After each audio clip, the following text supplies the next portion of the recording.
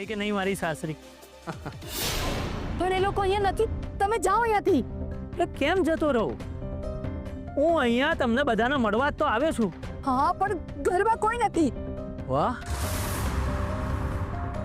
ઘરમાં કોઈ નથી? આ તો સારી વાત કહેવાય ને.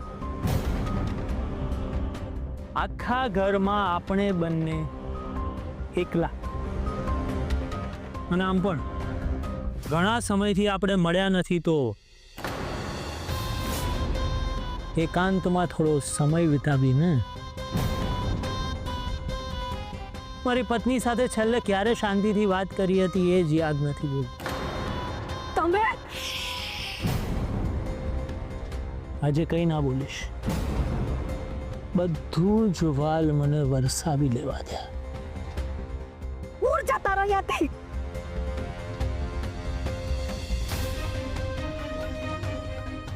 આટલા સમયથી દૂર જ તો હતો. આજે તો તક મળી છે તારી પાસે આવવાની. જુઓ, હું તમને શાંતિથી કહું છું, તમે અહીંયાથી જતા રહો, નહીંતર હું બધાને બૂમો પાડીને ભેગા કરીશ. એવું? બધાને ભેગા કરીશ? તો બધા આવશે તો શું કહીશ તું? પણ આજે તો ઘરમાં કોઈ છે જ નહીં, તો તને મારાથી કોણ બચાવશે? આપણે બંને તો ઘરે એકલા છીએ. જુઓ, તમે અહીંયાથી જતા રહો, નહીંતર હું ધનંજય છું, આ ઘરનો જમાઈ. ભૂલી ગઈ કે શું? હું પણ જોઉં છું કે કોણ રોકે છે મારી ઘરવાળીને હાથ લગાવતા.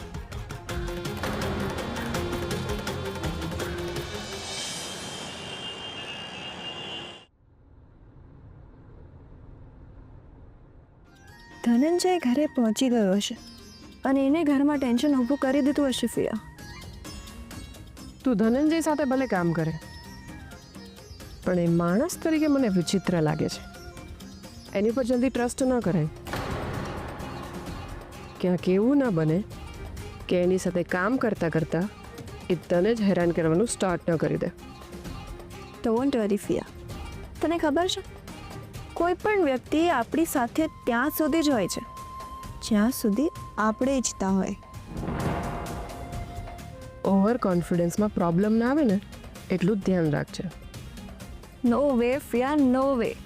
And yes, don't forget that confidence એ કિયારાનું સિનોનિમ છે. સારું, ચાલો નીકળું, મને ઘરે પહોંચવામાં મોડું થશે.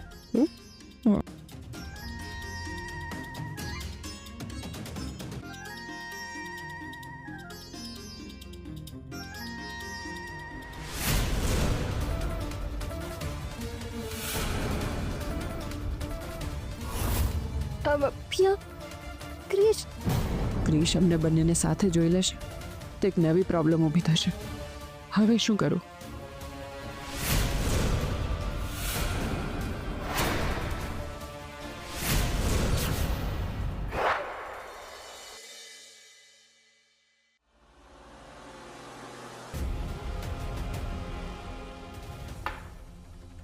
બહુ તરસ લાગી હતી અને મારી વાલીએ તો પાણીનું પણ ના પૂછ્યું. અને હા, લાગે છે આજે તો કંઈક સરસ જમવાનું બનવાનું છે. એક કામ કરું છું, આજે જમીને જ જઈશ. જુઓ, તમે અહીંયાથી બહાર નીકળી જાઓ. ઠીક છે, કંઈ વાંધો નહીં. ફરી ક્યારેક તારા હાથે જમીશ, પણ આજે ચા તો પીવડાવી જ પડશે. કેટલા વર્ષો થયા તારા હાથે ચા નથી પીધી. જો પ્લીઝ, હું તમારા પગે લાગુ છું. પ્લીઝ તમે અહીંયાથી જતા રહો ને. ના જોઉં તું? યાર આવી જશે તો બહુ મોટો પ્રોબ્લેમ થઈ જશે. એટલે હું મારી સાડીથી બીવું એવો લાગુ છું તને? હા, ધનંજય નામ છે મારું. ઘરના બધાની સામે તારો હાથ પકડીને લઈ જઈશ અને ઘરના બધા જ જોતા રહેશે. એટલે ઘર પરથી યાદ આવ્યું, વર્ષારાણી, આ ઘર તમારું થોડું છે. ક્યાં સુધી અહીંયા રહીશ? એક કામ કર, ચાલ મારી સાથે ચાલ. ચાલ. ના, હું તમારી સાથે ક્યાંય નહીં આવું. તમે પ્લીઝ અહીંયાથી જતા રહો. સારું, જાઉં છું, પણ મારા દીકરા આદિને તો મળી લઉં. હા, આદિ, આદિ ક્યાં છે બેટા? આ જો તારે પપ્પા મળવા આવે છે. દીકરા, હલો. હું ભૂલી ગયો, આદિ તો હોસ્ટેલમાં છે. તમે આદિથી દૂર રહેજો.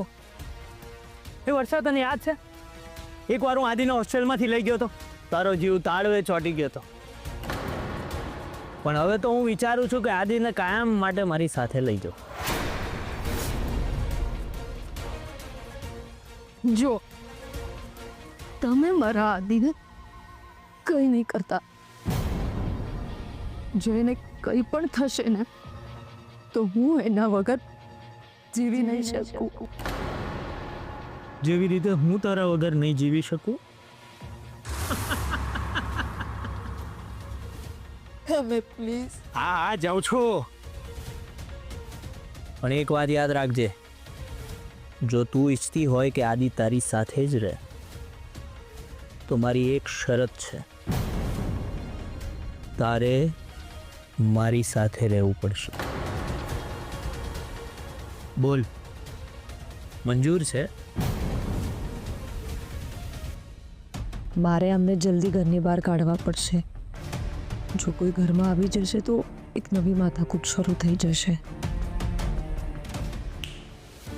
જવાબ આપ. આવીશ ને? બોલ.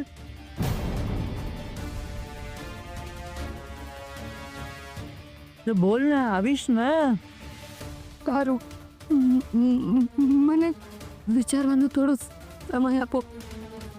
હું વિચારીને તમને જણાવીશ. પણ અત્યારે પ્લીઝ તમે અહીંથી જતા રહો. અગર કિયારાના પપ્પા આવી જશે તો બહુ મોટો પ્રોબ્લેમ થઈ જશે. પ્લીઝ. ભલે, જાઉં છું. હા, જાઉં છું.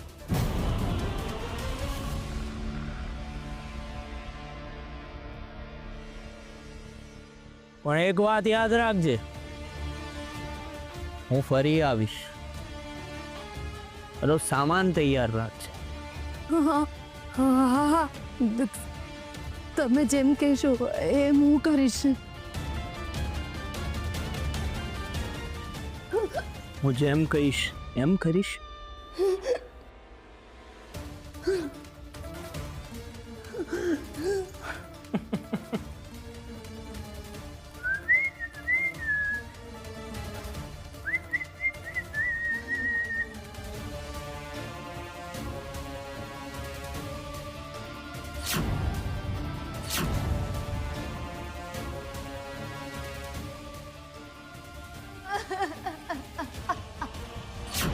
હવે આ અહીંયા પણ પહોંચી ગયો.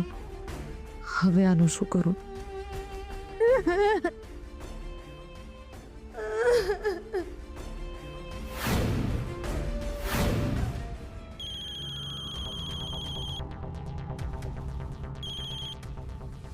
હેલો, હા, હું ક્રિશ જ વાત કરું છું. ઠીક છે સાહેબ, હું આવીને લઈ લઉં છું. એનું ધ્યાન નથી. તું નીકળી જા ફટાફટ. અરે પણ તને એકલી મૂકીને કેવી રીતે જવું? અરે તું નીકળ ને, હું મારી સિચ્યુએશન હેન્ડલ કરી લઈશ. તું જા. ચાલ.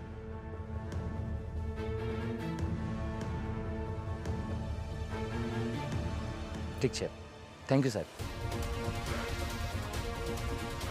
મીતાફાઈ, મીતાફાઈ,